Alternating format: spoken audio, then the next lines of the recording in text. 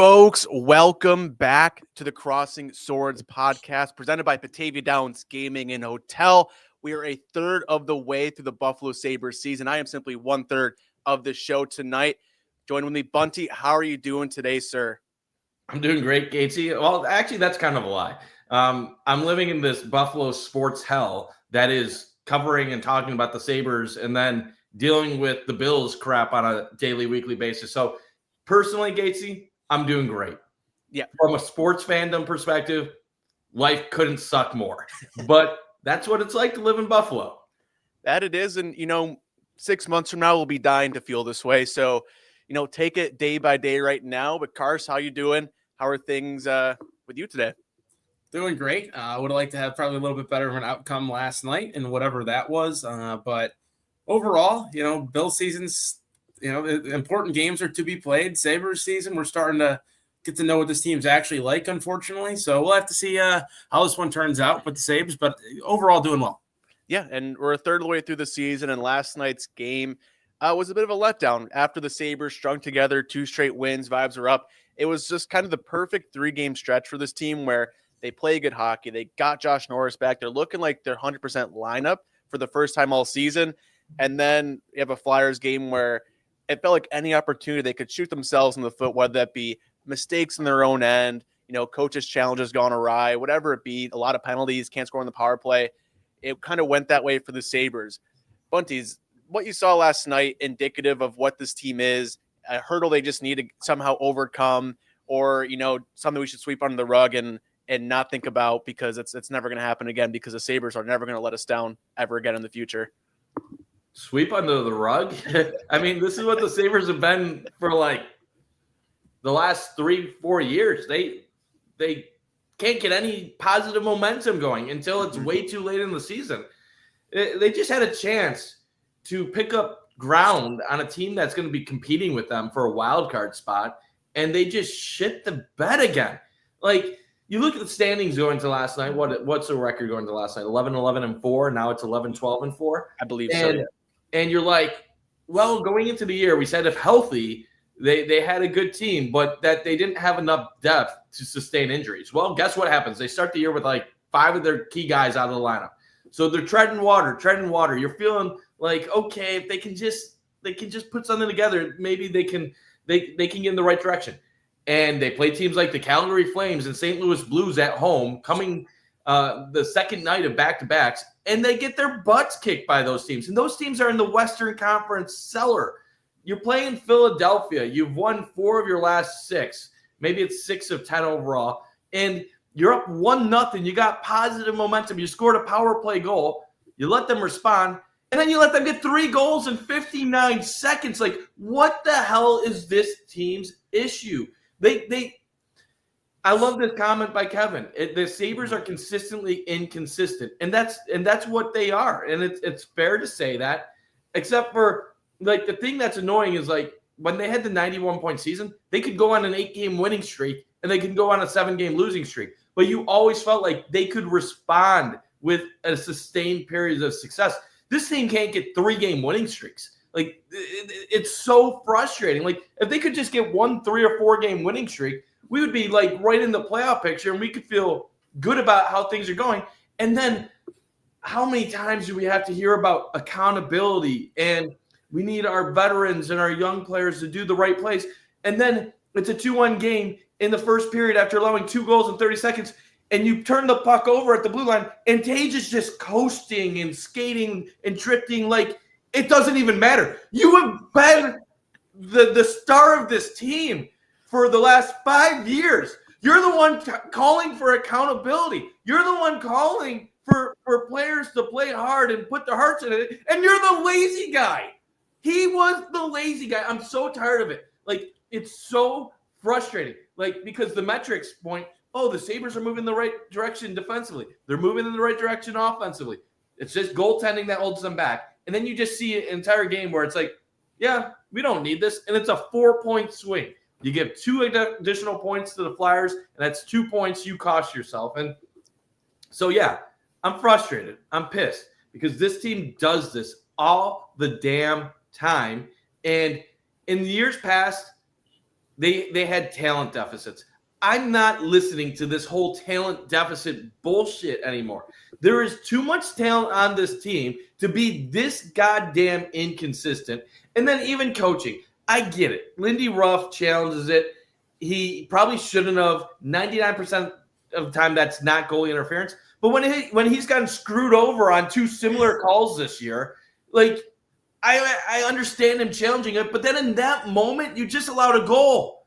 Like, you go 1-1 into the first intermission. That's anybody's game. Your team, your coach took a dumb challenge, but your team also let him down because they showed that they couldn't handle themselves when adversity struck, which means even with this more experienced team, they still do the same stupid shit that they did when guys like Cousins and Peterka were here. By the way, neither of those guys are really lighting it up either. So Kirk had a really good night last night. So if you look starting like yesterday afternoon, definitely, I think he had 2 goals, 2 assists. But okay, even so then, like Kirk is great again. Yeah, But I didn't not including last night. I didn't see that's his game last night. But up until then, though, him and Bill were tied.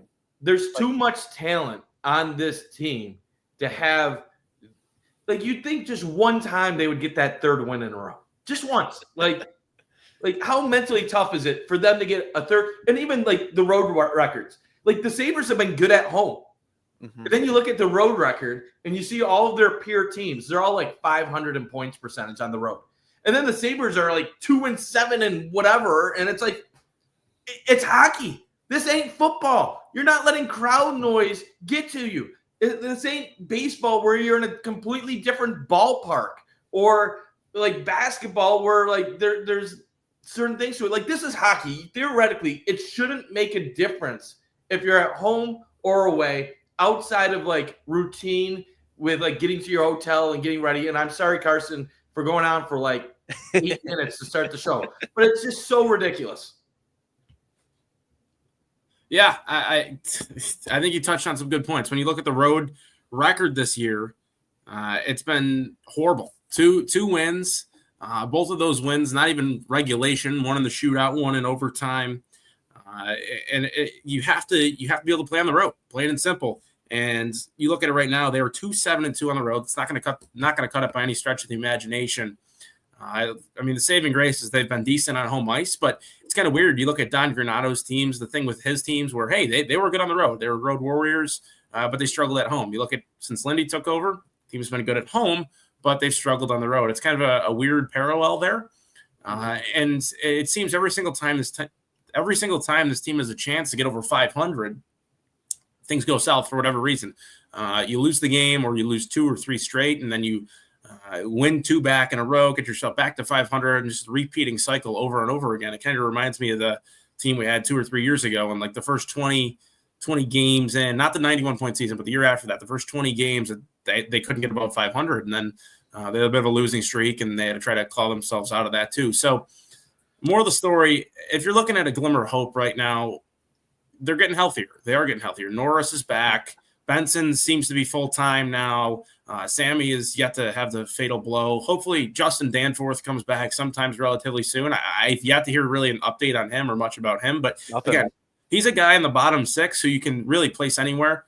Great penalty killer, can win you some face-offs as well. And hopefully they can get those guys, that type of player back. I think he could be really beneficial. And hopefully Greenway, first of all, hopefully he can improve his game, because I know the team needs more from him. And second of all, hopefully he can get healthy and stay healthy, because health was the moral of the story here. And then Michael Kesselring seems to be skating on his own. Hopefully he's back within the next 2 or so weeks. So right now, when I think this team is fully healthy, I do see a team that, like the models projected, are around 89 points. And I think that they will probably finish above 500 this season. It's only a matter of time until they get over that 500 hump. But right now, it's after a loss like that last night, it's devastating. You look at the goal that they scored. I do understand why Lindy challenged that. We got boned a few games in a row about goalie interference, and they score last night. And what seemed similar, again, probably should have challenged it, but of course, calling the stands on that, and then you get the delay a game penalty. Things just kind of boiled over after that and turned into some momentum swings, goal swings. You're playing from behind. And then Benson scores, and then because he was offsides by an inch and failed to regain possession of the puck, it's just one of those nights. I wouldn't read into last night that much, but a 4-point swing like Bundt talked about, you lose 2, other team that you're competing against gains to, that could be the difference at the end of the season, right? So 100%. Overall, again, they're probably going to lose like the next game or two, and then go on a 2-game win streak, lose the one in overtime, then win the next game, find themselves back at 500. It just seems like an absolute cycle. But I know we'll talk about the road trip stretch coming up here and how bad they've been on the road, but all these games to me are winnable. Yeah, and the Sabres right now just remind me of just like a toxic like boyfriend someone has where, they do something really bad. Then right after they say all the right things get better for a little bit, and they do the exact same thing again, say all the right things again. It feels like a constant thing with the Sabres where, they get punched in the mouth a little bit. They have some really good quotes in the locker room after the game that, we're not where we should be. Guys aren't taking this the level that they should be. Things are good for a couple games. Vibes are good again. And then just have a big letdown game. And it feels like a constant stretch for this team where they build some momentum, whether that be, Norris coming back, they strung a couple wins together, they beat some good teams, and then they have a game like last night. They have a game where they lose to the Blues on home ice, lose to the Flames on home ice, they had another one on home ice a couple weeks ago. That was a huge letdown. It's very unfortunate because if you look at the games that they've won, they've beaten some good hockey teams this year and done it in good ways. They just have the consistent part of losing games because of mistakes they made. And you look at last night, they just stopped doing the things that gave them success, whether that be, their penalty kill, not getting big stops for them, turnovers in their own zone, like really sloppy mistakes that we've seen from Sabres teams in the past that were really bad.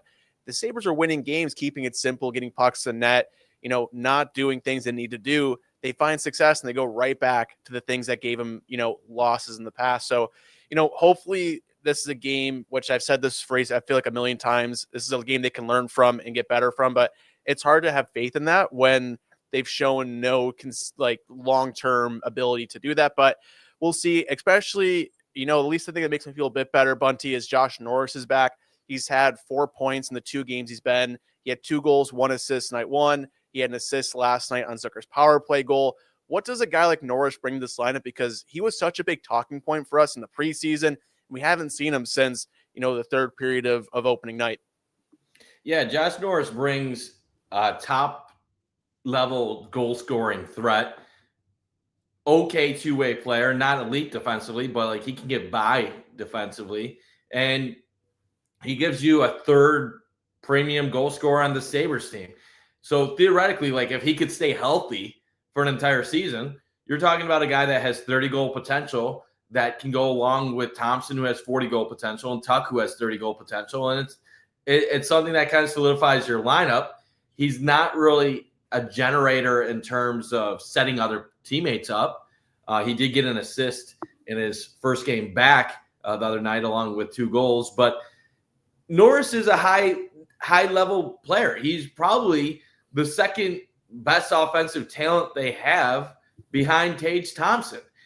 You can argue maybe Benson is a better setup man and does some things better in that regards. But like in terms of putting the puck in the net, I think Norris is probably their second most natural goal scorer. And that includes guys like Alex Tuck, who I think has an ability to do that.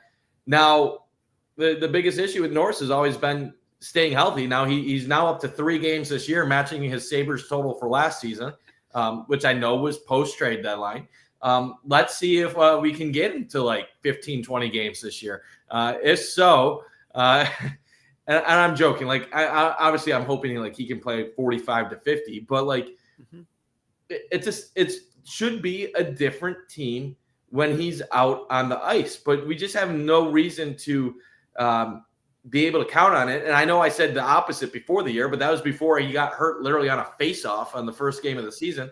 But it's Norris is one of those guys where the injuries early in the year are going to frustrate me in a month if the Sabres are still hovering and doing the same stuff.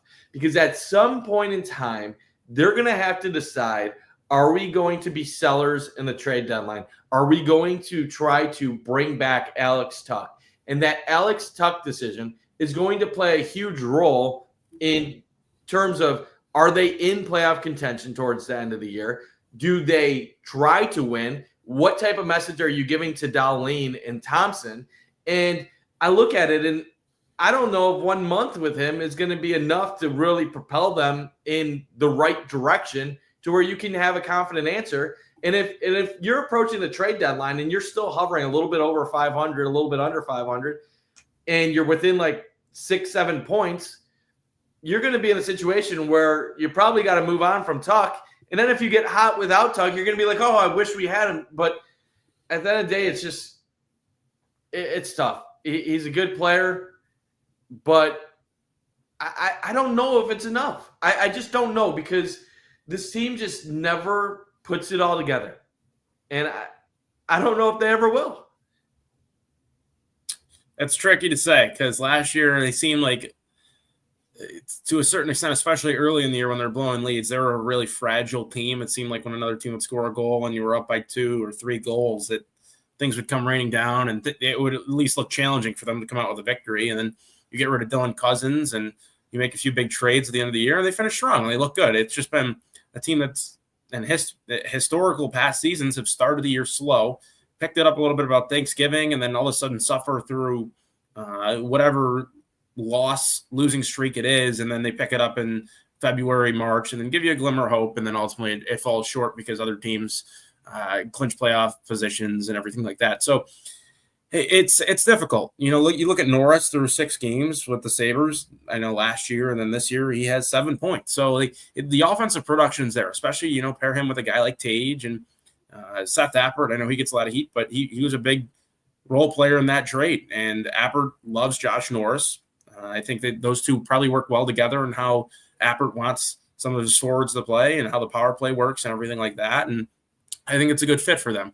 And for Norris, though, it's just all about health. It's as simple as it sounds. If he can stay healthy. He hasn't played more than 53 games in a season since 2021. He's never played a full season in the NHL. He did play one full season. The one full season. It was a 56 game. Yeah, well, asterisks. Still, regardless, with him, it's just if he can stay healthy. If he's healthy, I think the team is got a shot offensively. Defensively, they've seen some improvement. Goaltending has not seen that improvement, unfortunately, correlate when it comes to expected goals and everything like that. That's an area that they have to be better, along with special teams. The penalty kill was red hot, but the power play is still mediocre, inconsistent at best. Now the penalty kill is falling back to earth a little bit, especially after last night too. So it's tough to see. It seems like in the past few seasons, whenever they do one thing right, some other thing gives out. There's just so many ways they found a way to not reach the expectation or goal or hope for the season. Yeah, they always remind me of like a ship that's sinking. Don't think too deeply on the analogy, but they're plugging holes, and then a new one spouts up. They take their thumb off one and put it on the other, and a problem they fixed returns. And it feels like that's exactly what's happening, where you get Norris back, you add some depth to your offense in terms of your line rushes, and they give up that goal trying to break the puck out. Tage that big turn you talked about, Bundt not back checking from that.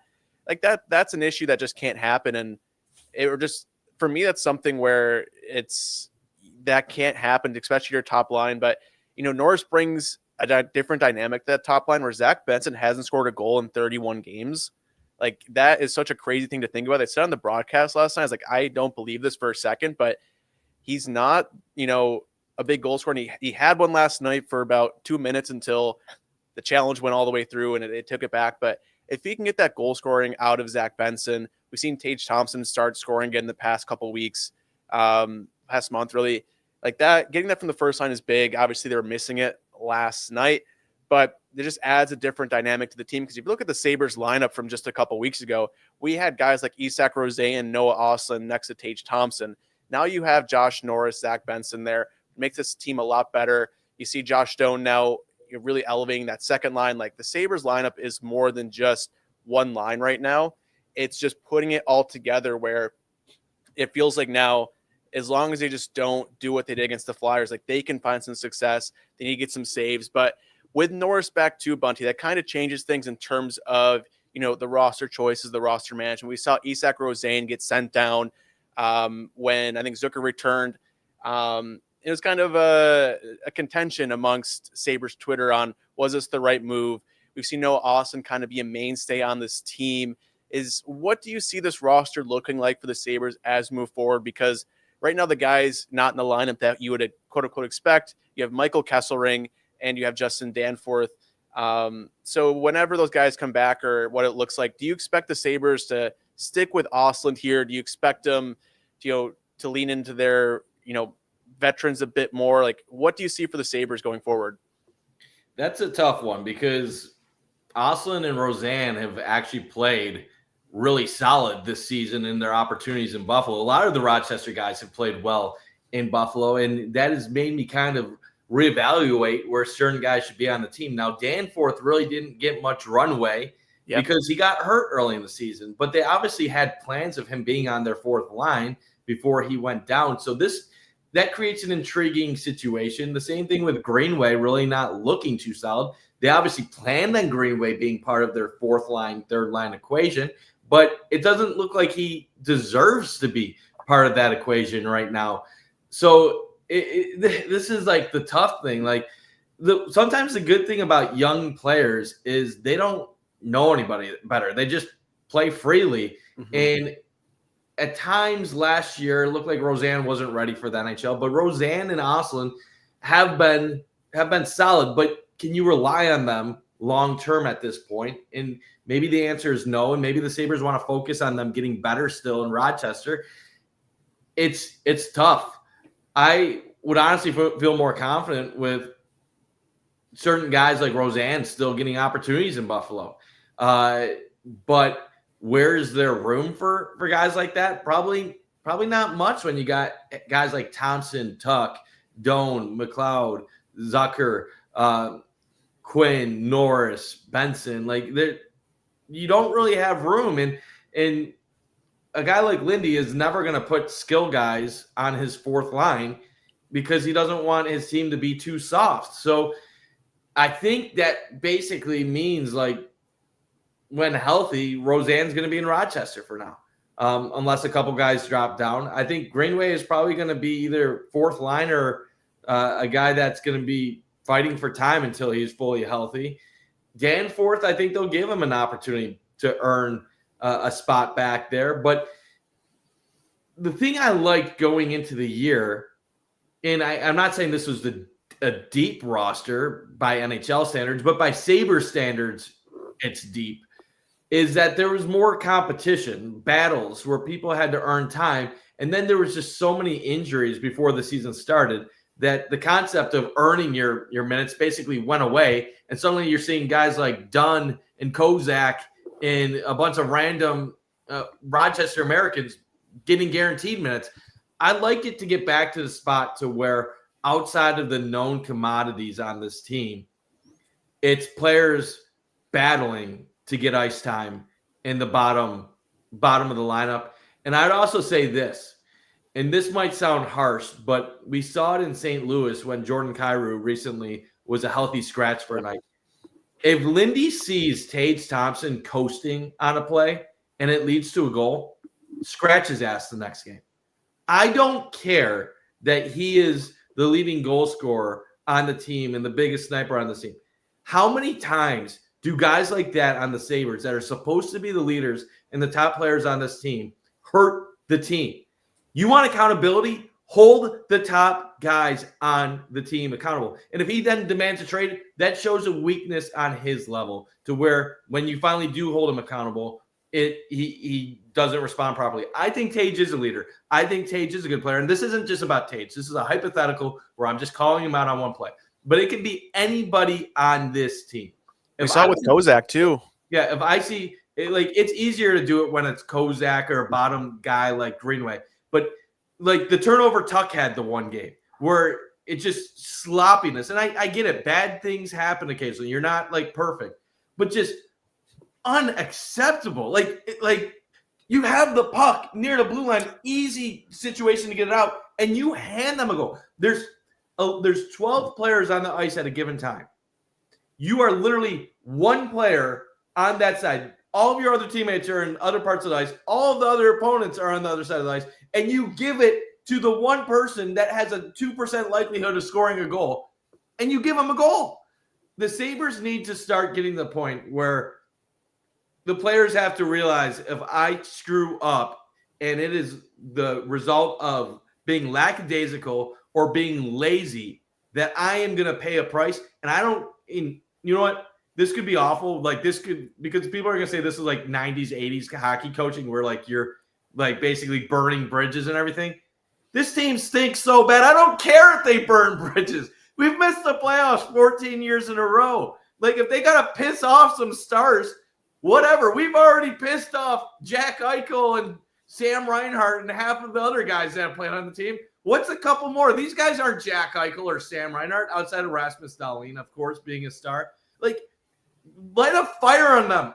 Like, maybe they'll hate Lindy Ruff and they'll have two responses. They'll either battle to shut him the hell up, or they'll just quit on the team. And by that point, just trade them and get rid of them because they weren't going to be mentally strong enough to take you to where you need to go anyway. So, I don't know. I don't want to say soft, but like, let's be real. Why is Peterka and Cousins not here? Because they were soft. They were mentally fragile. They didn't want to go through the burner. So, you know what? Give me an entire team of fourth liners. I don't know. Start having Danforth on the fourth line, Peyton Krebs on the first line. I don't care. We'll score that top line center. We'll score 50 goals a season, but maybe we'll get in like 2 or 3 fights a game, and at least that'll give me something to watch. If I'm not going to see a winning hockey team, give me some boxing action. Oh God. Yeah, I forgot exactly what Matthias. That's not joking, by the way. I'm joking. That's serious. I'm putting that on the quote card, Bunty. I forgot what Matthias Samuelsson exactly said a few nights ago, but it was something along the lines of there's too many guys coasting. Yes. And I think, hey, I don't think he's wrong. I think you look at the team, there are nights that some of these guys do take off, and you can't have that happen. It's got to be a full 60-minute group effort. You look at the outing they had against Winnipeg. That was tremendous. Hey, I get Winnipeg's they're on a tremendous downfall right now. Team meetings with coaches or players only and everything. But regardless, that was one of their best games I think they played this season, to pair with maybe that game against Toronto a few weeks back. But it's been consistency all year long, and they've been consistently inconsistent. I posted something out a few days ago. It was something like win 2 games, lose 2 games, lose 5, win 4 the next 6, and then you get back, whatever it was, right? So it's difficult, and you look at the roster choices now. I know as of a week ago, there were some things going around that too many. Attaboy, Steve. Great work, man. Too many. There were some things around Osland possibly being maybe the first guy out, things like that, because he's still waivers exempt. It's going to be a difficult decision. Like, once again, I know it's our next subject, but 3 goalies. Once that extra roster spot would have been lovely to have right now.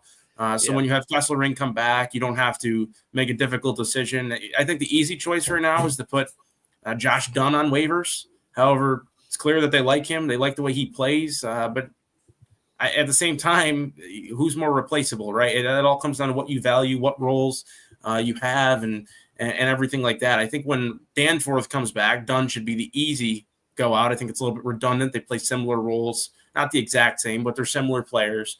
And it stinks to see guys like Osland and Roseanne finally having their big moments, coming up to the show, and they play really good hockey after maybe an appearance or 2 in previous seasons where they just didn't look ready. They were out of place. They didn't have any chemistry with any of the guys, and all of a sudden it seems like that doesn't matter. They get sent right back down in Roseanne's case. Hopefully that's not the same with Osland's case. Again, that was a week ago that I did hear some stuff like that, but we'll have to see. Osland scores the shootout winner in filthy fashion. Oh, yes. He seems to be one of the more consistent guys that does come out and play, and rightfully so. He's only played less than 30 NHL games, so he still has to prove it.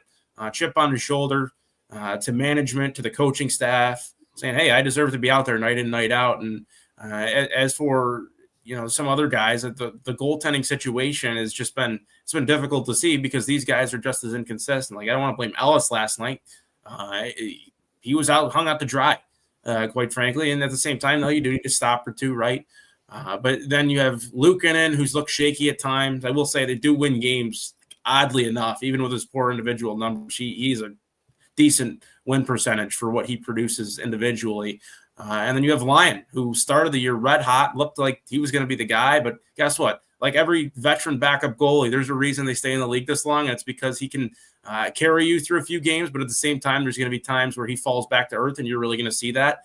And he's been like that just lately. He's struggled to get any playing time, and the struggle for these guys to have confidence. I'll toss this to you, Gatesy, because I know you're a former goalie, but I could imagine right now the 3 goalie situation, like Lindy said, is difficult on everybody, difficult to gain momentum, difficult to gain confidence, and ultimately it can hurt you in the win column.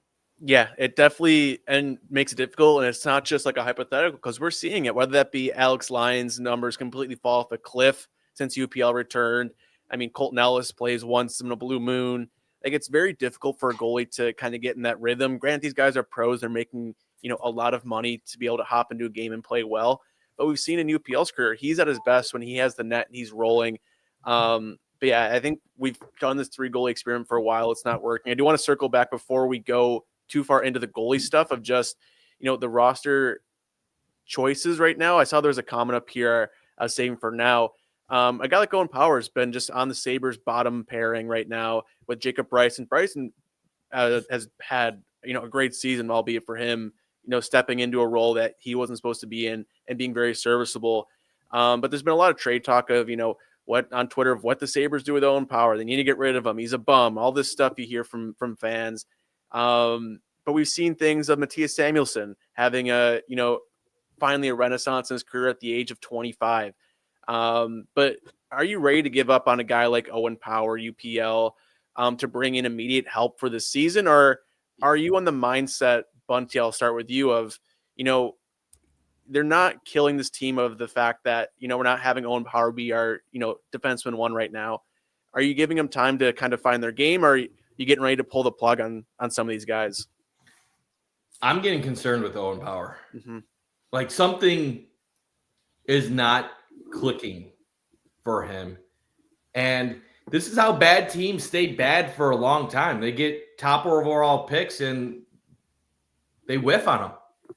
And this is the thing that sucks about the drought so much, is that the Sabres had number 2 overall picks with guys like Sam Reinhart and Jack Eichel, who were like the elite future stars, but they built the team so poorly around them that by time they were getting ready to reach their prime, they wanted out and they hated everything about what they were taking part of. Then you get a couple of top overall picks and you get defensemen. And no offense, like offensive minded defensemen aren't going to be what gets you to be the best team in hockey. Like you sometimes you need guys that are going to be defensively dominant. Like I would almost rather have some of those guys than what I have with our current group. And Dahlin's incredible. Like he is a top 5 defenseman in the NHL. But the frustrating thing is, like, there's been other guys like Connor Bedard, and then you see the kid in San Jose who is Celebrini, who's absolutely unbelievable. And you look at your team, and it's like, God, if we would have had a couple of those guys, maybe we could have constructed our roster differently, and we would have been okay. But at the end of the day, like, an Owen Power, you draft number 1 overall because you see his height, you see his body, you see his skill and his potential, and nobody else better. And we can fine tune that into something, but it doesn't look like he's going to turn into that ceiling version of him, and that's why it's concerning. Is I think Owen Power is going to be a good NHL player. I think he's going to make an impact in time, but Owen Power is never going to be Erasmus Dahlin, and he's never going to be that level of impact. And my concern now is this. He still has incredible value, and there's probably teams that are still willing to give up something quality to get him. But if you're the Sabres, you're not going to get in return what you're potentially giving up. But the longer he struggles, you risk not getting anything in return that is of value. So like Owen Power's 23 right now. You give him up, you might get something back that can contribute to your team, but it won't be probably a star, and it's probably going to be a prospect and maybe a pick or something. You wait another 2 years, Power has another couple minus seasons. Like you might be getting just like an average, like decent prospect in return, and nothing more. Like, so like I'm concerned right now. Like as a rookie, he had 35 points in 79 games and was a plus 10. That was in the year the Sabres had 91 points. And the Sabres couldn't play defense that year, and he was a plus 10. The next year, 33 points, plus 8. And that was an 84-point Sabres team. Last year, 40 points, minus 13. He was horrible defensively, but he was at least putting points up. Yeah. He has 7 points in 26 games. Like, he's not even a factor on offense right now. Like, he is not even a factor. And then you combine that with how horrible he is at times in front of the net.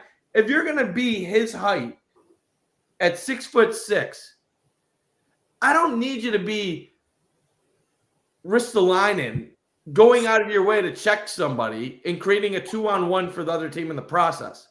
But I need you to clear a body out in front of the net and not just tap pucks in on easy rebounds, on easy deflections. Like, it's like this guy doesn't realize he's 6'6". And I don't need him to be Chris Pronger. But I need him to stop playing like he's 5'10". And in the beginning, I got really upset when fans would just constantly pound on him and pile on. But the more and more and more this continues, it's becoming more acceptable to. And at some point, I'm not saying he doesn't feel this responsibility, but at some point, as a former number 1 overall pick, you need to have this moment where you're like, am I this guy? Because I need to start showing it. And otherwise, he's at risk of becoming one of those number 1 overall picks that in 5-10 years, he's like, what, Eric Johnson or something, where you're like, yeah, like, good player, but like, didn't really do much. Like, he played a long time because people thought he had a good skill set, but nothing special. And that's my fear. If Owen Power continues down this trajectory, is he better than Mattias Samuelsson? Like Samuelson's very good right now. But that's the thing that bothers me. Like, we were going to give up on Mattias Samuelsson when in reality he has a 7-year, $28 million contract. Like, that's actually at this point value. The best contract the Sabres have. That's really good value. But like, we wanted to give up on him because he got annoying, and I was on the get rid of Samuelsson train.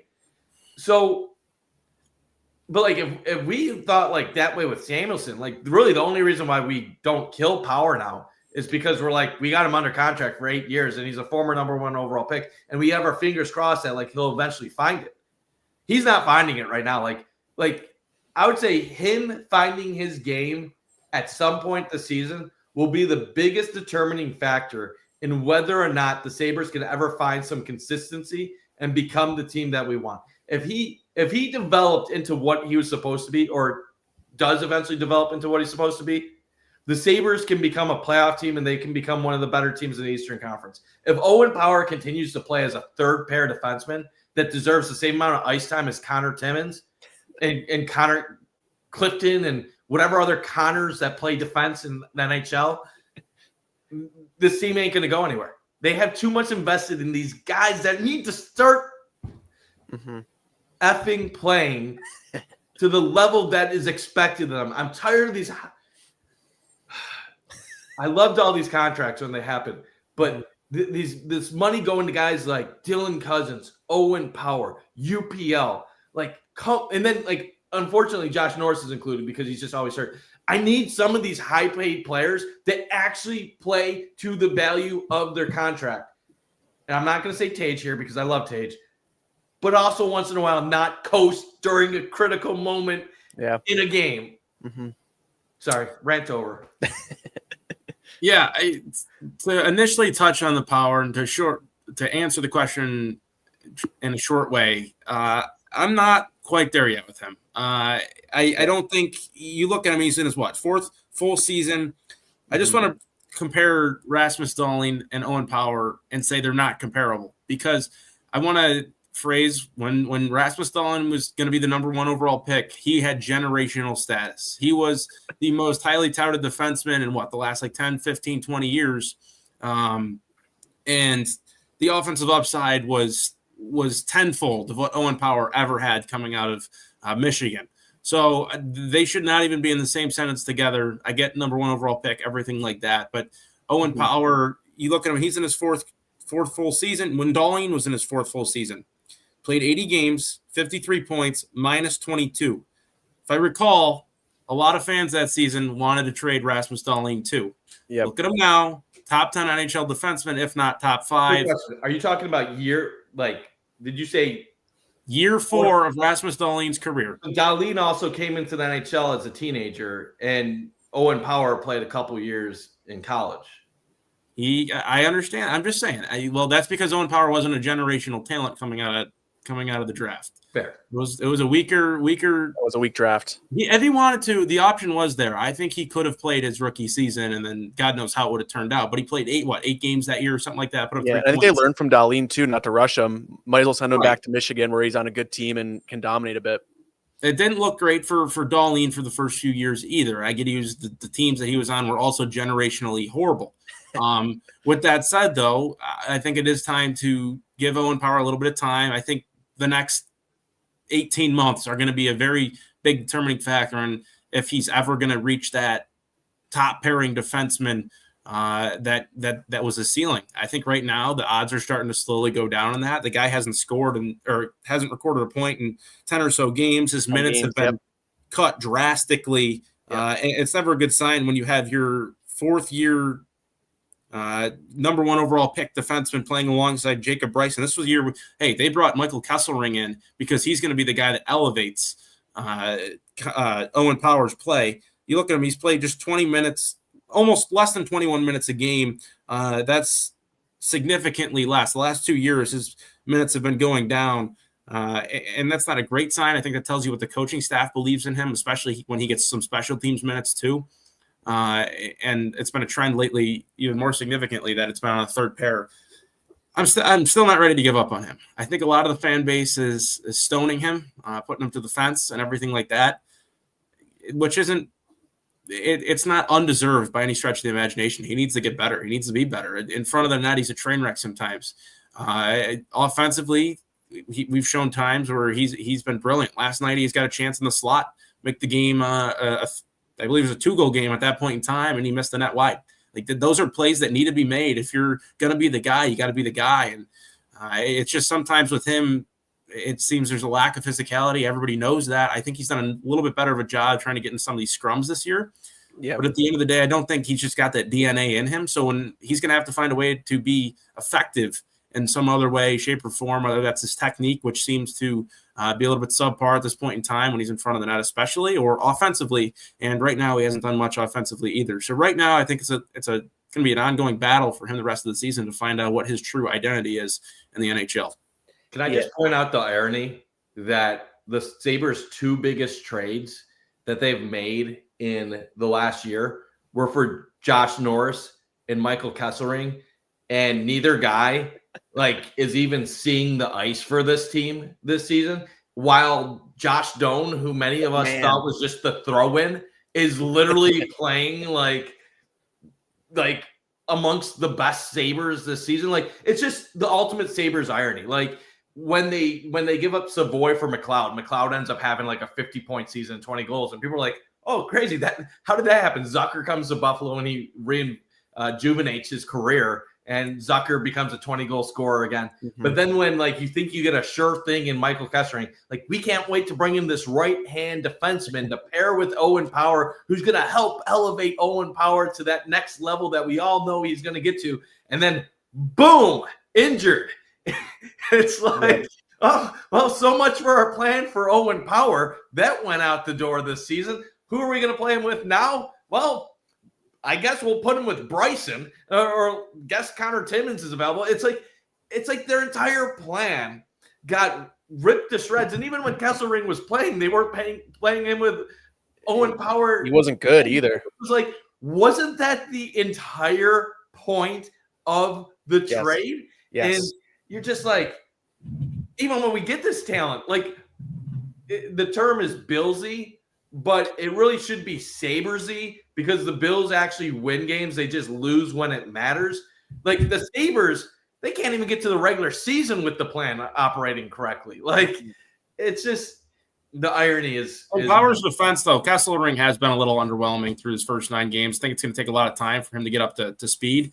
But even in the few minutes that they were together, I don't think Kesselring's playing his best puck right now. No. Hopefully he figures that out down the road, especially when he gets back healthy, because the team's going to need it. Yeah.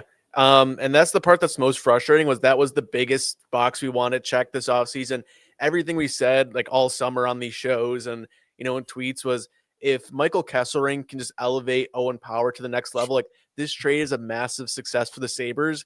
And the only thing we've been able to compare and get tangible results out of is Josh Stone, which is awesome that, that's been such a big takeaway. We'll take that in a heartbeat. But, this is still a big problem where you have Owen Power on this team. And the part that kind of concerns me a bit is you look at the Sabres captain, Rasmus Dahlin, who, like you said, Carson, went through similar struggles to start his career where he wasn't great defensively. He was having bad numbers. There's a lot of talk around, is this going to be the guy here?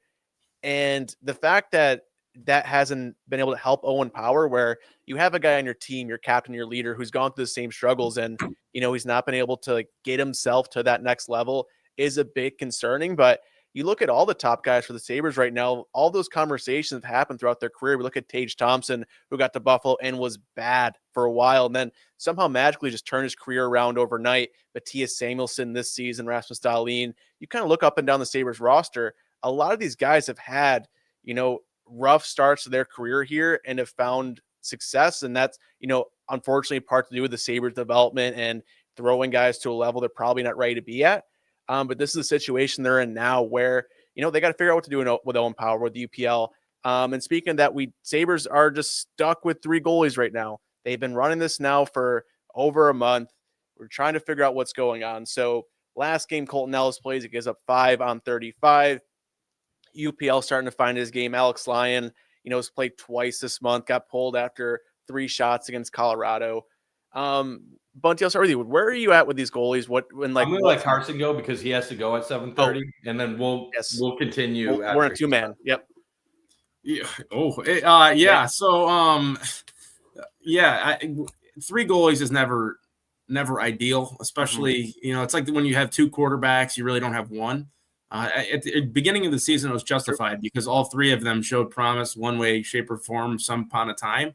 Right now, I think reality's kind of kicked in, and no one's really taken that position and ran with it. I think that's what Lindy and this group's looking for. I think they're looking for a guy, hey, can we ride you 6 of the next 9 games or 7 of the next 10 because you give us the best chance to win regardless of how the defense plays in front of you most nights.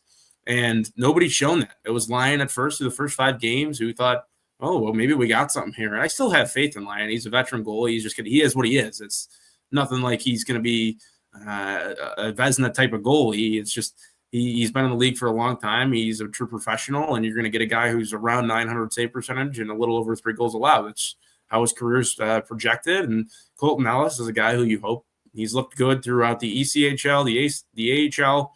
He's earned his way. He's earned his stripes to the NHL, and he's shown moments where he's been brilliant. He's also shown times where maybe he isn't ready. Maybe he deserves to go back on waivers, and if we risk losing him, well, that's tough luck. We have to get that extra roster spot because maybe they value that over that extra goalie, which clearly they don't right now.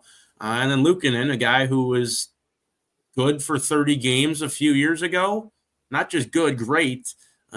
Helped get the Sabres possibly in a little bit of a playoff race towards the end. And since then, it's been the definition of a roller coaster at its finest. And we've seen him at times this year look brilliant again and make some really timely saves. And also there's been some nights where he single-handedly lost us the hockey game. So it's really difficult to exactly tell. But I think right now they're going to probably have a date in mind, at least if I was running the show, that we have to have a decision by this. This is getting ridiculous. We're an NHL team. We can't be running 3 goalies all year long because right now you have the crisis that 3 goalies has led you into with, well, now we have guys getting healthy, but we prize these players and we're going to have to send them down. So who do we send down? What do we do? We're going to have to reward guys and, take all those things into account. It just makes everything a fiasco and unorganized. And we're seeing that right now with Osland, Roseanne.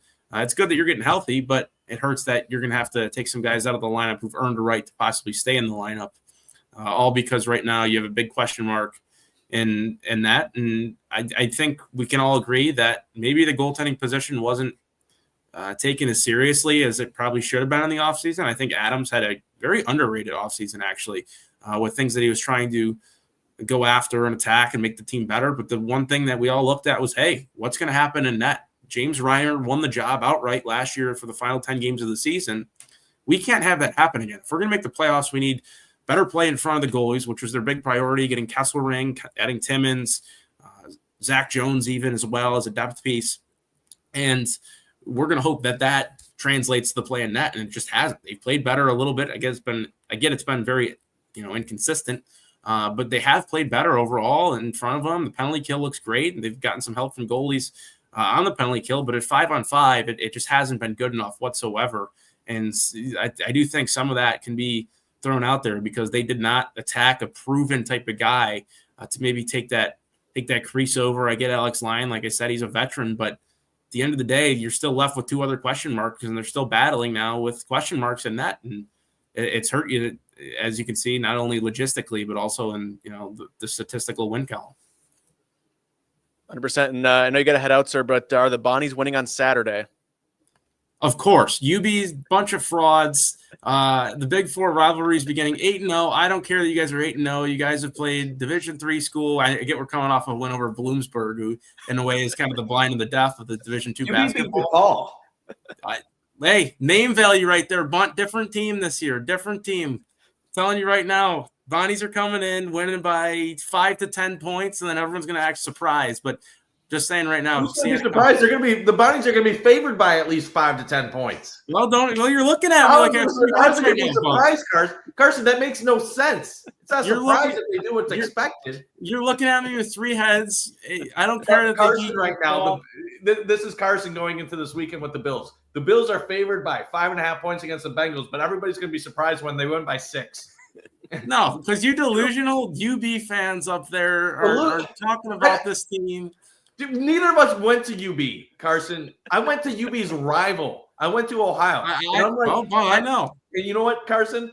Unlike Bonaventure, which my Ohio Bobcats will play in Cleveland in a week. We'll win that game too. My school has won 3 times as many NCAA tournament teams as your school over the last 50 years.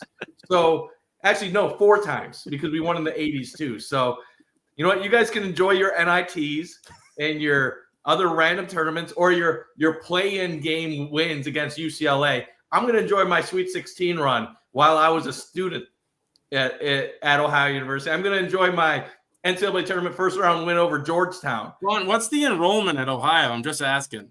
You know, Bonnies fans always go to this. What's the enrollment? Yeah, because that's for a school of our size. We've done more than any other team of less than.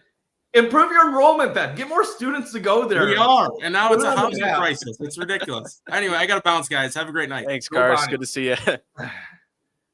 Oh, God. That was fun. I'll give you my goalie thought process right now before I alienate the entire show.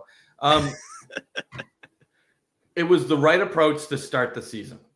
It's quickly becoming a concern as you continue to have horrible goaltending by all 3. Early in the year, Alex Lyon was playing very well. Insane. And the thought was, who's going to back him up? Now Lyon has gone from playing insane to playing insanely bad. And your question was, okay, UPL, we want to challenge you. Have you win the net? Well, UPL clearly hasn't won the net. But on the other side, you give an opportunity to Colton Ellis, who's had a couple good minor league seasons in a row. Mm-hmm. Show us what you got. Let's see if you can make it in the NHL. And he clearly doesn't have it right now either, which then brings up the question of, is Devin Levi the best goalie in the Sabres organization? And the problem with that is he's not doing well in Rochester either. And they want to develop him, and it's just like, oh my goodness. Like a couple of years ago, the Athletic ranked the Sabres goalie situation as the 3rd best in the NHL going forward because you had UPL coming off a great year, and you had Levi in the wings. It looks like AJ wants to come on the I show. can send him a link. Let's get AJ the link here. And it's just they just can't figure it out, man. It's frustrating at this point with the way Colton Ellis is struggling. I think you give it maybe the end of December, and if he doesn't show any improvement from where he's at, you probably have to commit to UPL Lion and do a 50-50 split with those two. And because and maybe you try to throw Ellis to the minors and hope nobody claims him. Because here's the thing, the thought was that, St. Louis will claim him in a second. I don't know if that's a guarantee right now. We've now seen him in some NHL action. He really hasn't stepped up to a high level. Maybe somebody would claim him. I don't know if it's a guarantee if that's the case. But at this point in time, you probably need to make a change at some point. And the way it's going, I wouldn't even hate seeing Levi at some point down the road if they continue. If the Sabres continue to get horrible goaltending, at some point you might as well try him out during the season if they're out of contention and they don't have anything rolling, because we can't just be using development year for Levi until he's 25, 26, 27 years old. At some point you got to see, can he crack it in the NHL? And it's a mess. It's a mess. No matter who they try, they can't figure it out. And the tough thing is, I know they struggled against Philadelphia, but the metrics are actually showing that they're getting better on the defensive side, and their goaltending still stinks.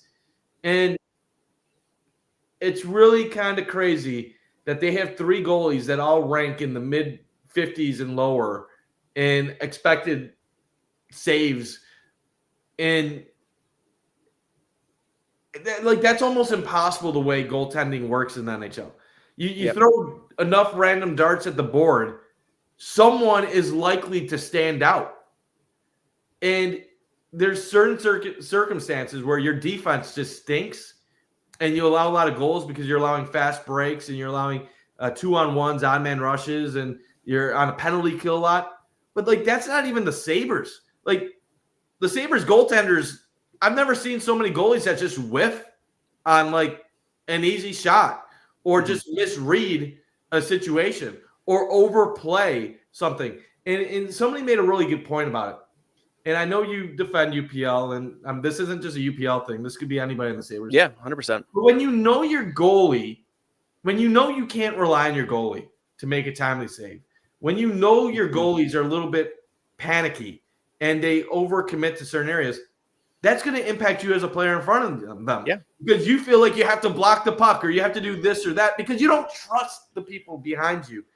And it's just sad because it's year 15 of this crap. And how many years did they actually get decent goaltending?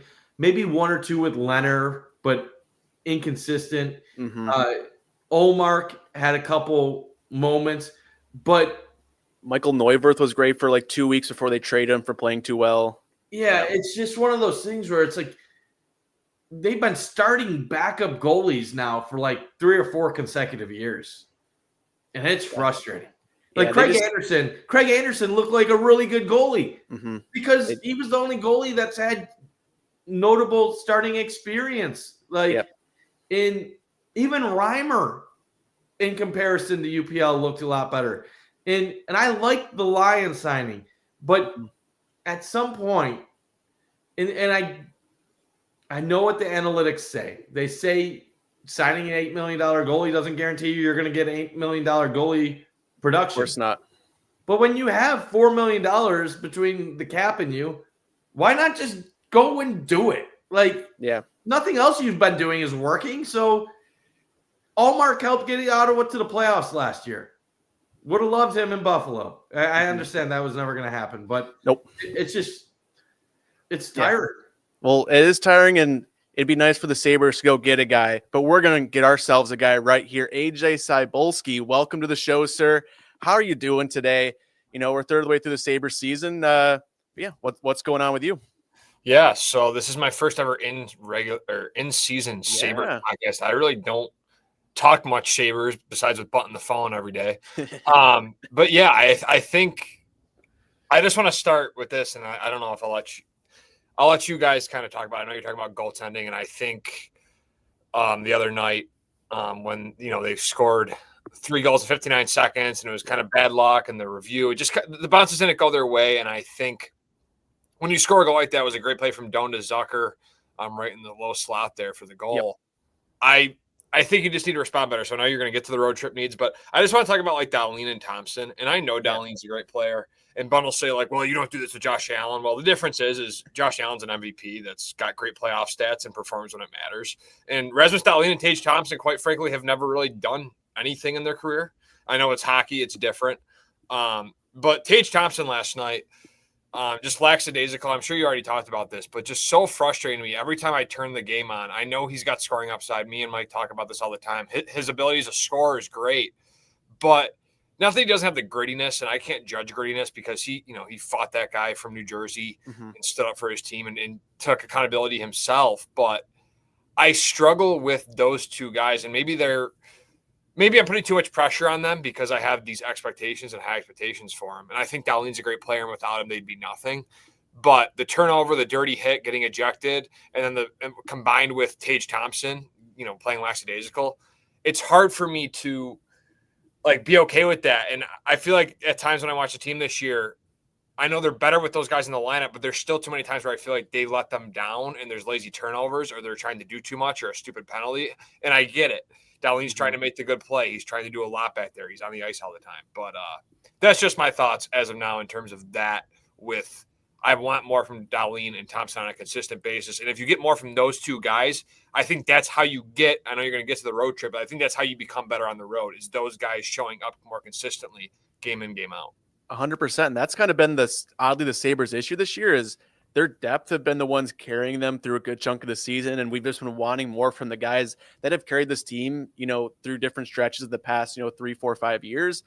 And, we started to see it kind of recently. Tage had a 6-game goal streak, and we're getting flashes of the goal scoring that we've seen in years prior. But, mistakes like that, AJ, just can't happen, especially when you take in the context of the 2 goals they gave up right before that. Like, you need your first line to be so strong in your own zone. I'd rather have them take so much pride in their D zone, win those battles, make your goalie lives easier, and then you can score a couple goals. You don't have to worry about scoring 5-6 goals game to win. They can take more pride there. They can do the little things right. You look at Florida, who wins championships. Look at the Penguins run. Their top players care about both ends of the ice. They're winning each blue line battle, and unfortunately, that's not happening right now for the Sabres. And Bunty, they have this big road game trip ahead, 6-game road trip there, 0-1 in this. The Sabres only have 2 wins on the road this season. They both came in a shootout. What, on this road trip, one, are you going to need to see from this team? But even record-wise, after you get through this 6 games, if this team is 500 from that point, would you take that and be happy? So what do I need to see? Yes. I need to see a victory, a win. That'd be awesome. Preferably at least one, probably more, honestly. They're already 0-1. So, think about it. They go into the strip, they're 11-11-4. So, if they're 3-3 during the strip, say they get 6 points, they'll be 14-14-4. So, that would get them at 32 points in 32 games. That's not feeling that good with 50 games left, being on an 82-point pace, but you would still say, okay, we're alive. And those 3 wins would be more wins on the road than they've had the entire season. On the road. So at this point, that might be a minor miracle for them to go 3-3 on this trip. I don't know, as I said earlier in the pod, I don't know what it is about this team that they can't play their same brand of hockey on the road as they do at home. I know there's routines. I know there's you're staying at different hotels. You're doing different things. There's nightlife, and it's different than the comfort of going to your house and being with your family or being with your friends and stuff like that. But you don't see all the other teams in the NHL struggle the way the Sabres do on the road. So something's off. I don't know what the hell it is. It's frustrating. You're playing a team in Winnipeg that you just handled the other night, but I feel like that's actually going to play to their disadvantage. Yeah. The Jets aren't going to take them lightly. They're going to want some payback. It's a hard atmosphere to play in. a tough arena, and I expect the Sabres to lose against Winnipeg. And you play Vancouver and Calgary. Those are winnable games. Seattle, the Sabres just don't do anything against Seattle, so just write that up as a loss. And, like, I don't know, man. Like, I look at their schedule, and whenever I see a stretch like this, I'm like, if they were a normal team, these are all winnable games. But the Sabres aren't a normal team. And if the Sabres played all these teams at home, they could go 5-1 during a stretch like that. Not that they would, because it would have to go 2 wins, lost, 2 wins. No, I guess 5-1 wouldn't be possible with the math. But the point being, they got to go. They got to go at least 3-3. They got to go 3-2 the next 5, and I'd prefer 3-1-1 the next 5. But I just have zero confidence in this team to do it, and it makes no sense. It makes no sense. Like in the past, when the Sabres struggled, they were bad at home. They were good on the road, like you said.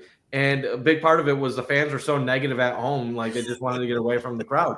And like now they go in opposing buildings where they should have nothing to fear, and they can't even play. It's exhausting, and it just continues to show like this organization continues to be the most mentally weak franchise in pro sports.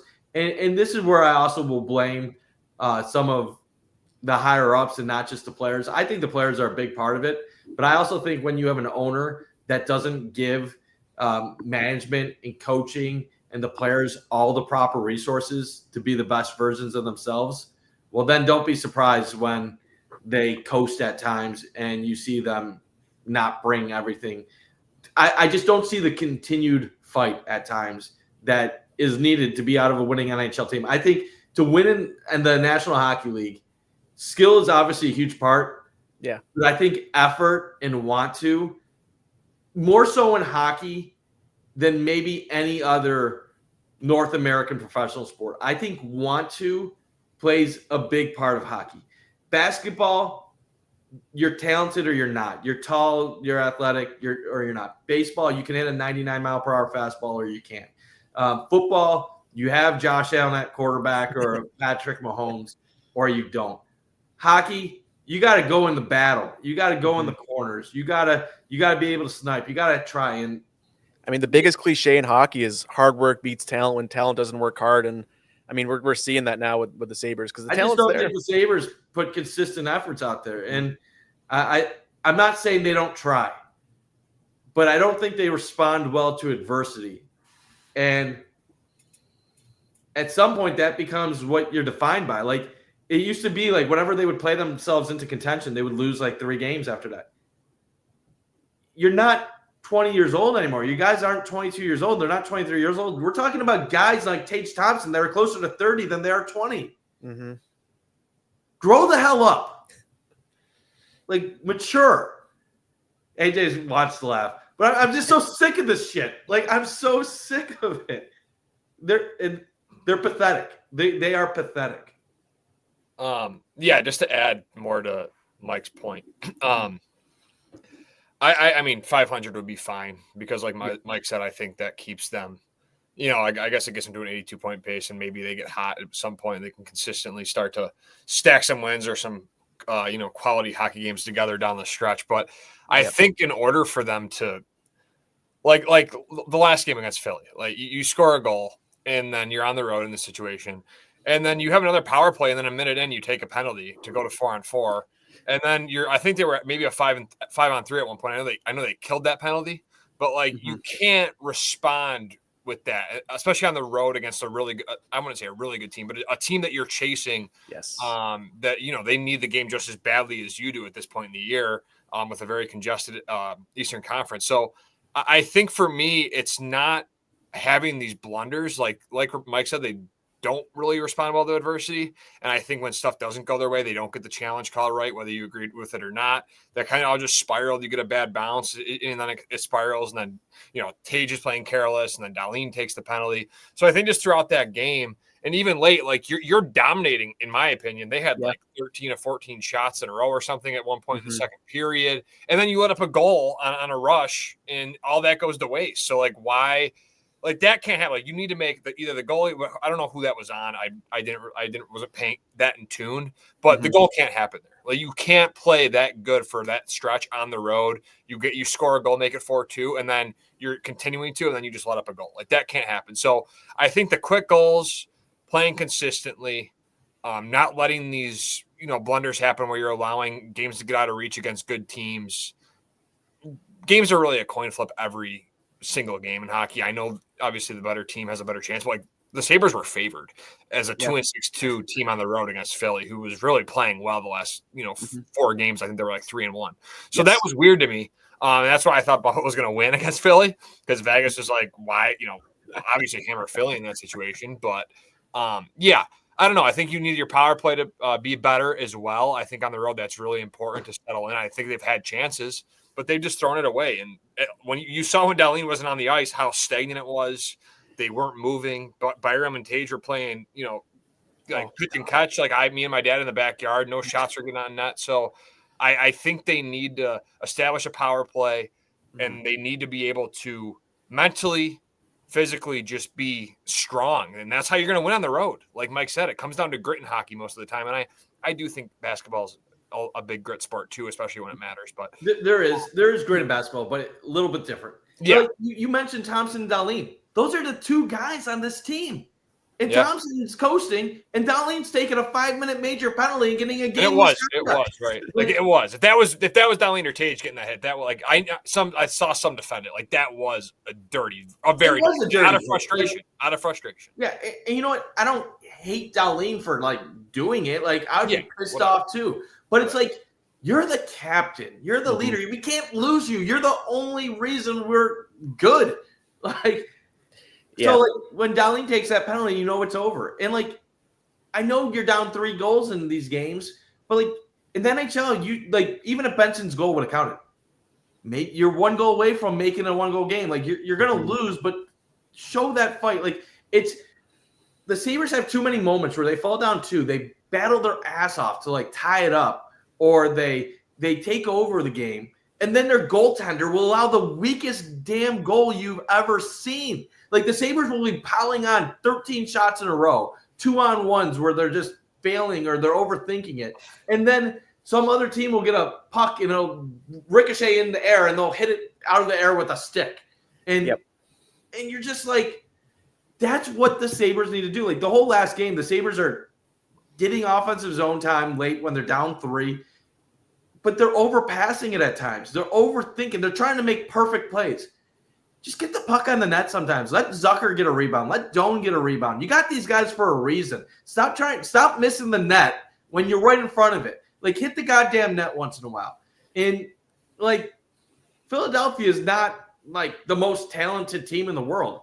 Like, knowing another thing, how many people all offseason said Trevor Zegras was nothing but a skill guy that wasn't going to make it anywhere else?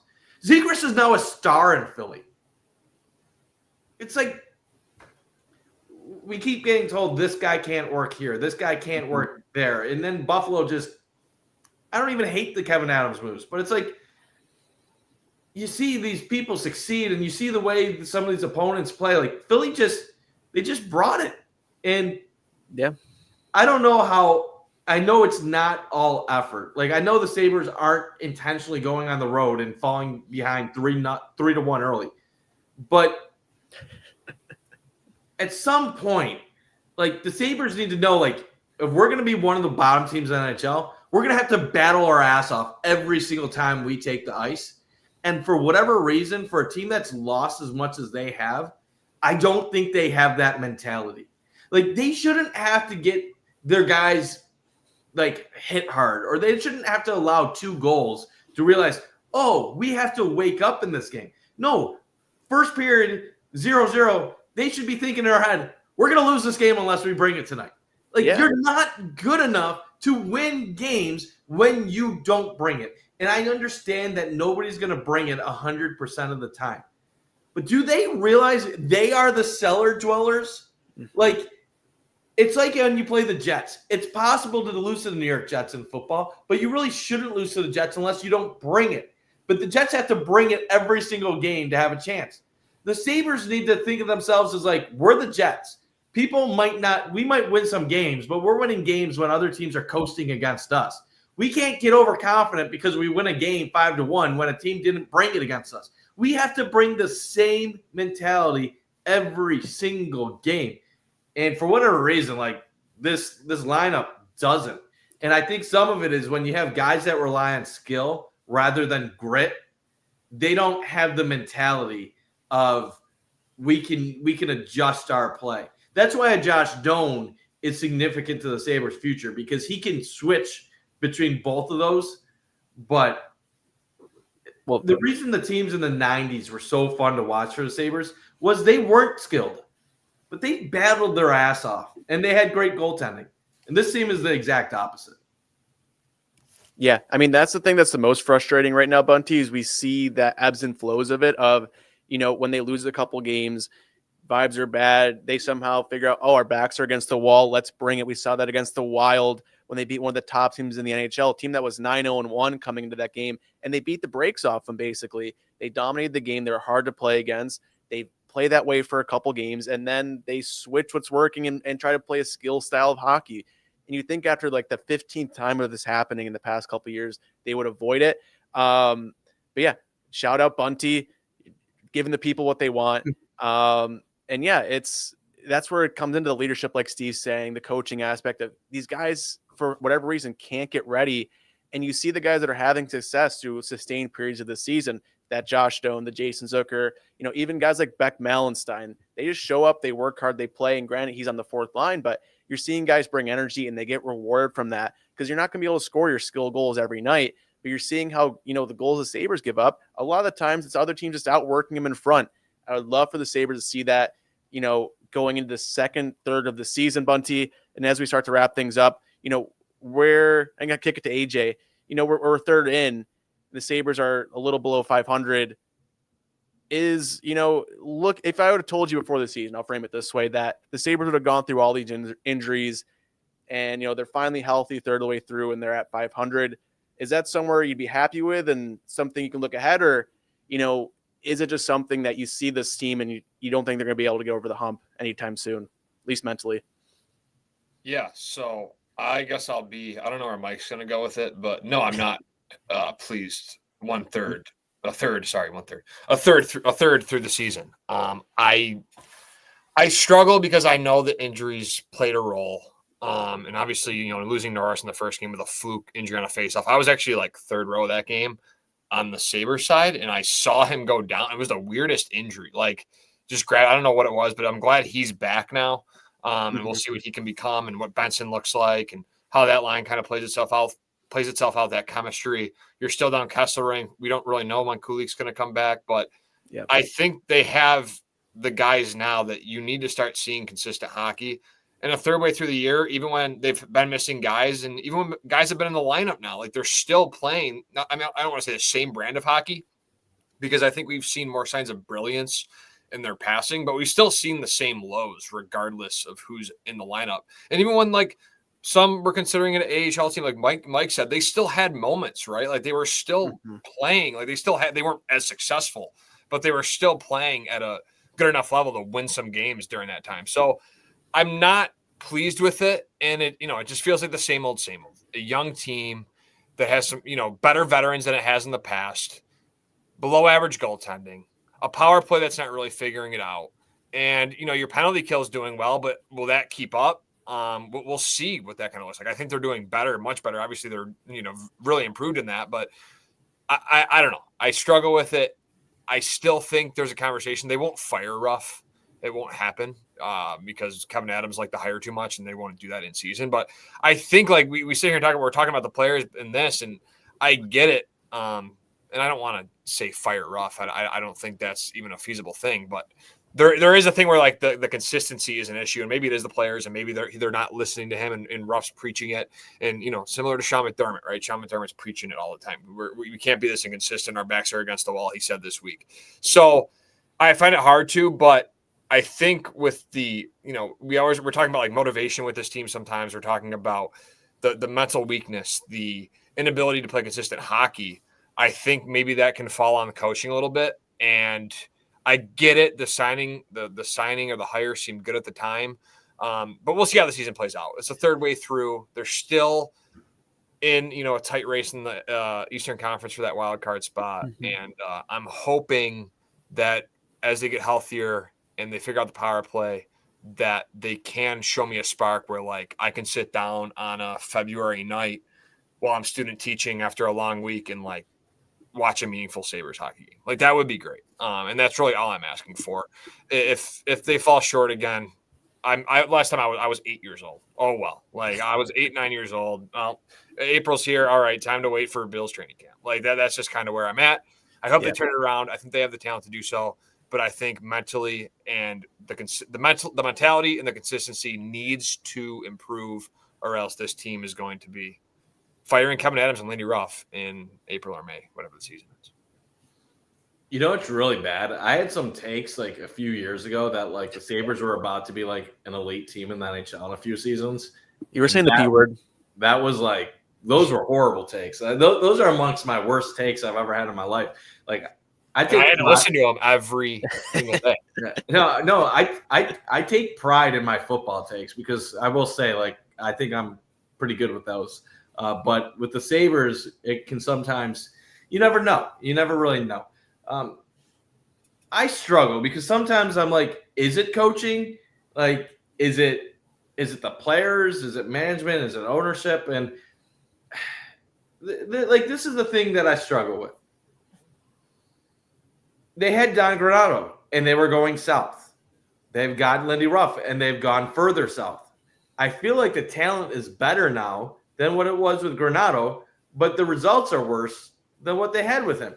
So in one way, I think I have to say coaching is definitely an issue because I think this team has too much talent to be as mediocre as they are. So yes, I'm going to say Lindy Ruff with this squad is an issue right now. But then at the other end of the spectrum, sometimes at coaching, it takes 1.5 to 2 years for players really to get their best version of themselves.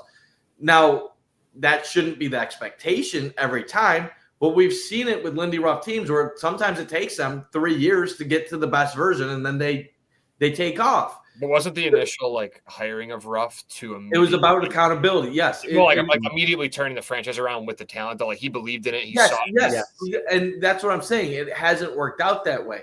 Yeah. This is where I struggle. You see a guy like Rick Tocchet go to Philadelphia, and Philly's playing really good hockey right now. And I don't think Philly's that great of a team. So is that Rick Tocchet being a great coach, or is that Philly finally just getting to that level where their guys are maturing at the right time and they're getting better? I don't have that answer because Rick Tocchet, for most of the rest of his coaching career, has only made the playoffs twice, and he's missed the playoffs 6 years or whatever. But he's had a 109-point season in Vancouver, but then a year later he gets fired by Vancouver after having, 90 points.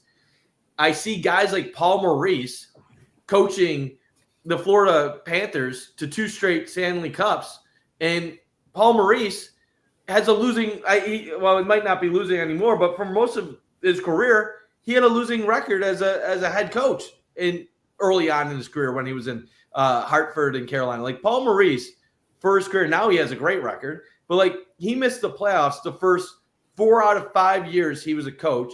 4 out of 7. Let's see this. He made the playoffs 4 out of 11, 5 out of 12.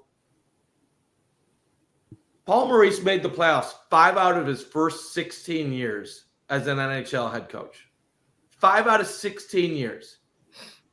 But now the coach has 2 straight Stanley Cups and he's gone to 4.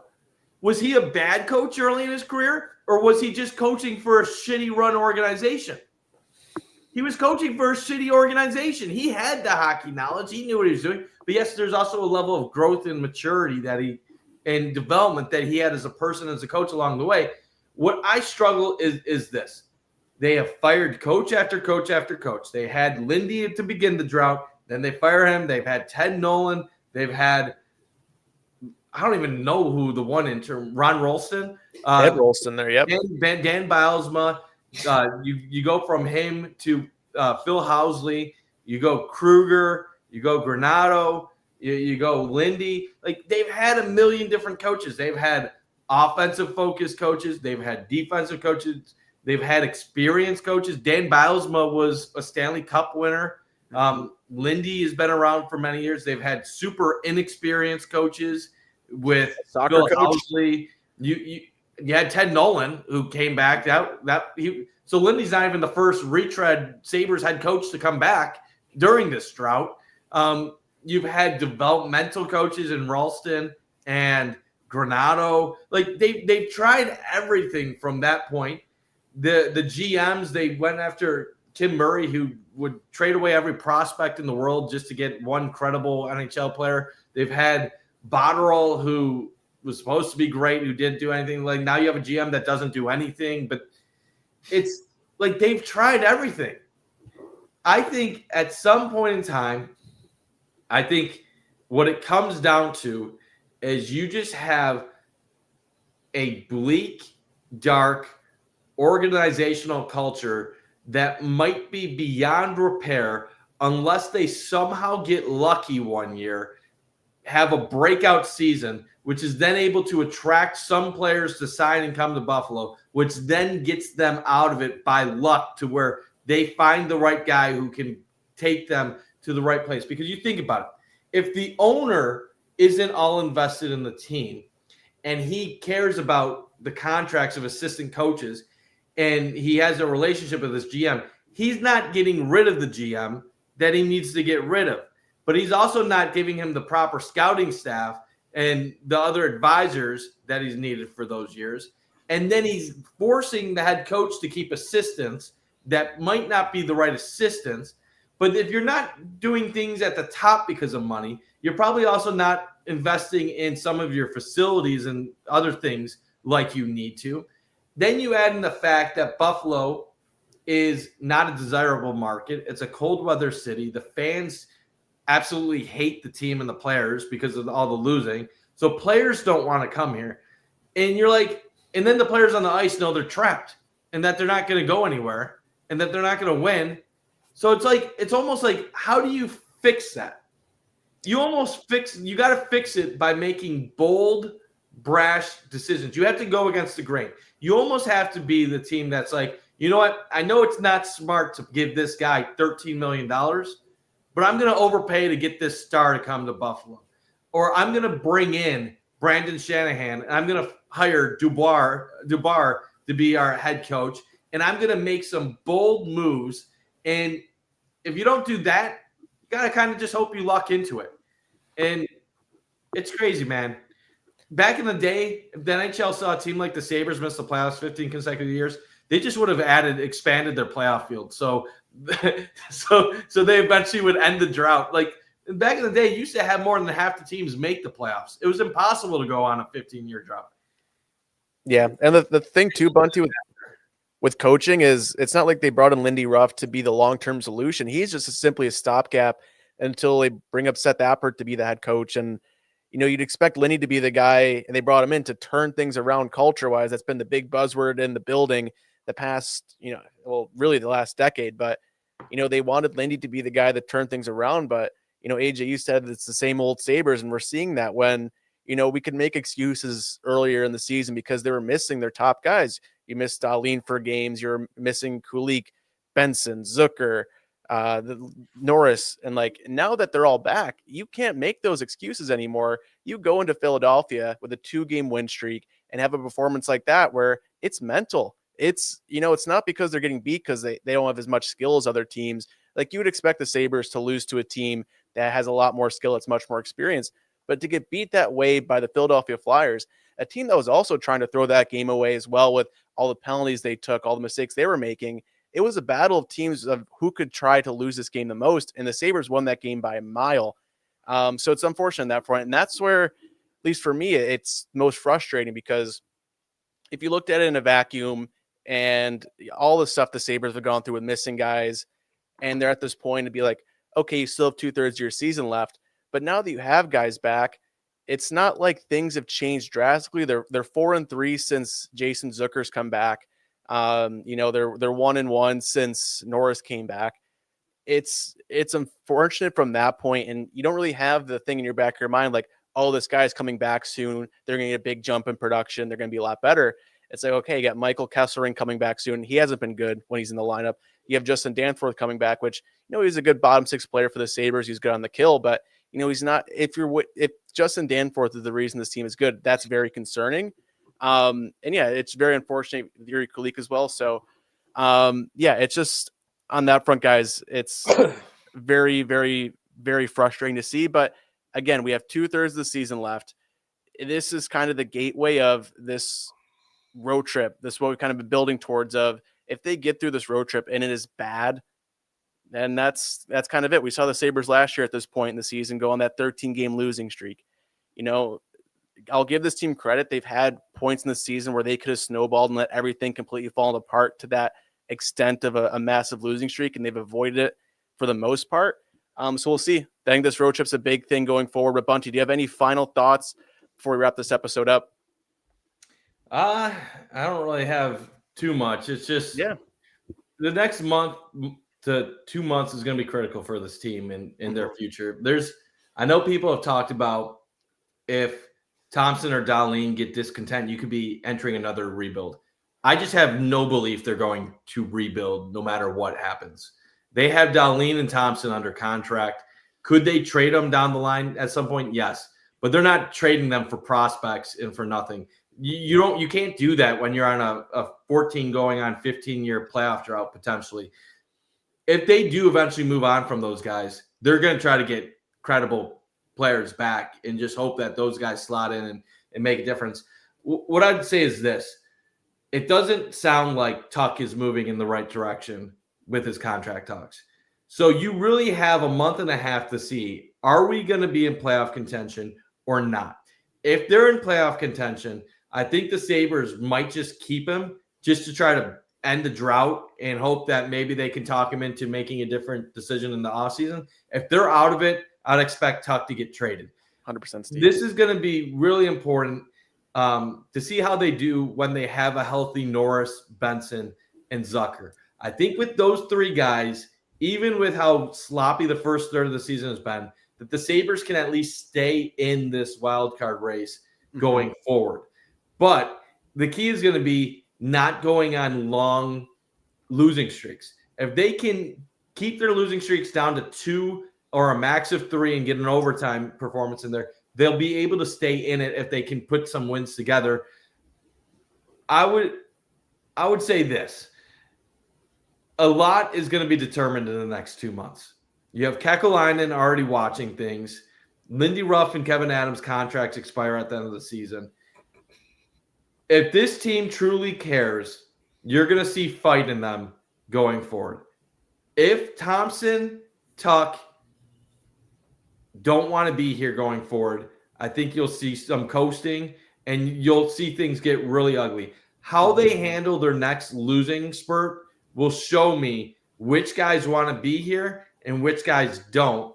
And I will say this, and this is going to be a horrible thing to say, and I've said it, it's been a theme of the show, and I'm going to sound like the a-hole that's too hard on the only sniper on this team. Thompson needs to show me that he really actually wants to win more than scoring 40 goals. Because at this point in time, Thompson might as well be Rick Nash to me. It's cool that he scores. It's cute. It's fun.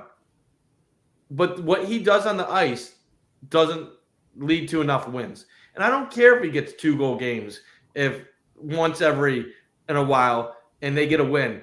If it means that he'll then go on a 6-game streak of no goals and he'll coast and he'll turn the puck over and lead to opponents' goals. I need Thompson to be a star. And I don't know if he has it in him. I don't know if Dahlin gives me the fight I want on a nightly basis. And Dahlin might not have the best plus minus, and yes, he might make some dumb plays, but I never question Dahlin on a nightly basis. I have far too many questions about Alex Tuck and Tage Thompson on a nightly basis. And if those are the two guys that you're looking at to carry your offense, I don't know. It's almost like when the Sabres got rid of Eichel and Reinhart. And I'm not saying like Eichel and Reinhart aren't amazing. They're great, great players. But Eichel and Reinhart in Buffalo, they were never elite. They were good. They were never elite in Buffalo. And Eichel had 1 year where he was around a point of player. He was around a point per game, but he wasn't like 100-point, 35, 40 goal player. And when the Sabres got rid of Eichel and Reinhart, 1.5 seasons later, they had 91 points, which killed every single season they ever had Eichel and Reinhart. They had less talent on that team than they entered that year with less talent than that they thought they had the last decade. And they had the best season of the drought.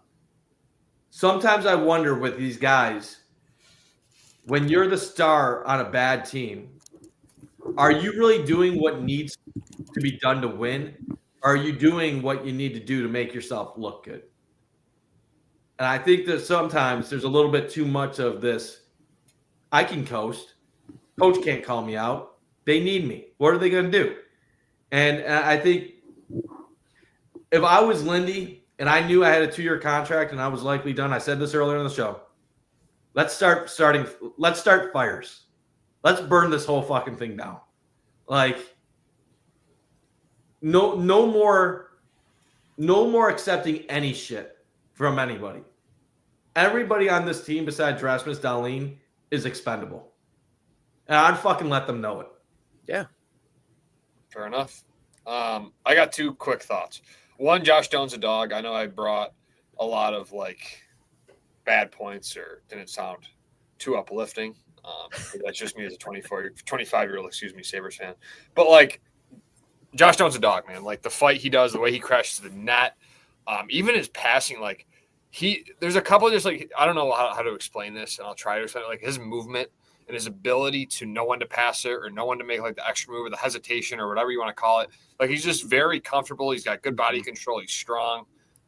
So I just really liked that part of the trade. The Kesselring didn't play well when he was on the ice, and now he's hurt. So I don't really know the purpose of elevating power with a guy who didn't even look good. They didn't even use the power, and he's not even on the ice. But the second thing is I think, I do want to see more from Cage, and I talked about that at the start when I came on, but I think the goaltending for me, they're going to have to find a guy. And I think lately it has been UPL for me. I think they've played the best when UPL's been in between the pipes. Lyon had a good start. I still like Lyon over Ellis. I think Ellis is a little bit, I'm not a goalie like expert, but I think he gets a little bit, he moves too much in the net for me. Like he gets a little too more like he's focused so much on where the puck's going, which is why like even the bad bounce, like I think he just assumed that it went across the ice and he didn't even realize that it deflected, and he probably would have had time to recover. It's not like it was a rocket off his skate and it was flying fast. I know it was still a bad bounce, but just I think I like Lyon over Ellis at this point. So I do want to see still Lyon and UPL get mixed work, but the 3 goalie system needs to go. They need to shut that down. They need to find consistency in that back end, because as much as the injuries have hurt this team, I think the goaltending with the three goalies they've been using has been even worse in terms of how it's affected the team. Because on a nightly basis, we don't even know who's starting in goal. As the fan, do the players even know? I'm sure they're communicated with that, but that's not going to give your team confidence. So they need to find goaltending, and even if it's not the greatest goaltending, just a guy that can go in there and make timely saves and make a save when you outshoot a Phillies team on the road and you have all control in that game. I know they were down, but you need that guy to just make that save. So that's where I'm at. Goaltending will be the key down the stretch, and I think UPL is the guy right now for me. And I know Mike's not a big fan of him, but from what I've watched and what I've seen from the Sabres team the last 2-3 weeks, I think UPL gives them the best chance to win right now. And, that might change, but I think Lyon and UPL down the stretch is going to be the key. And hopefully they can, play consistent like the rest of the guys on the ice. And if not, like I said, I'll be sitting there in May with the same feeling I've had since I was 8 or 9 years old. So, yeah. And I 100% agree with you on that, AJ. And you look at UPL's last 4 starts, he has 3 wins, and he's finding his game slowly. It's not going to be perfect. I think progress for him isn't going to be linear. But if you look at like an overarching, we look, 10 games down the road, how it looks there, I think it's going to be overall better. And we just I said last night that I'm done with the Colton Ellis experience, and a lot of people were upset with that because, the Sabres didn't lose because of how he played, but this just isn't working to the extent the Sabres needed to at this point in the season. And the risk and, the detriment of having 3 goalies is not worth the reward we're going to get out of Colton Ellis. I don't love how he plays. He's a gamer. He'll make saves toward the end. He stopped his last 18 shots last night, but he let in his first 5 of 17, which is obviously tough. And, goals go in from different ways, but I don't love how he plays. So I think that's going to be a longer term thing for the Sabres. I expect UPL to start on Friday, but again, we'll see what Lindy Ruff does, who's, in the starters net and morning skate tomorrow. But I imagine he's going there. But yeah, I think this stretch here, guys, is huge for this team. If they can survive this, road trip, get wins, in regulation, look dominant. Steve, Colton Ellis, there's a talk with like 30 days, they'd have his rights from that point. So it's tough because I don't even know what team would want him. Because again, no one really wants 3 goalies, and even teams looking for goalies now. You're looking at Edmonton, like they want a guy who they know can save pucks. Is Colton Ellis an improvement over Stuart Skinner? No, it's kind of getting the same thing. So, I think it's going to be an interesting stretch for the Sabres. I don't think the return they're going to get from Ellis is worth what they're doing right now. But gentlemen, we've had a great show here. We've talked a lot of things. It's been an up and down Sabres season so far. And I want to thank the over 2,500 people who stopped by tonight to listen to us talk about the below 500 Buffalo Sabres on the year 14 of a playoff drought. It always means a lot to us. Thank you, Steve, Brandon, in the chat all night. Awesome to see you guys. And gentlemen, I'm excited for the stretch here, just from the fact of I think we'll have a better understanding. Ideally, the Sabres team will be a lot more, they're going to be healthier through the stretch. We're going to have a better understanding of what this team is going to be, who they are out this get-go. So, I think we're just going to take it one day at a time, get through Friday. You got winnable games, like you said, Bunty, in Vancouver, in Calgary. And we're going to learn a lot. I want to see the next level from Tage Thompson. If the Sabres are going to have any success, they need their top guys to be top guys, both on how they play and in the locker room. So if this team is going to win, they're going to have to pull themselves out of, bad spots. Kind of in one now after that game, but we will see from there. And then, gentlemen, thank you again for stopping in tonight. Thank you again for everyone here. This has been the Crossing Swords podcast presented by Batavia Downs Gaming and Hotel. And let's go Sabres.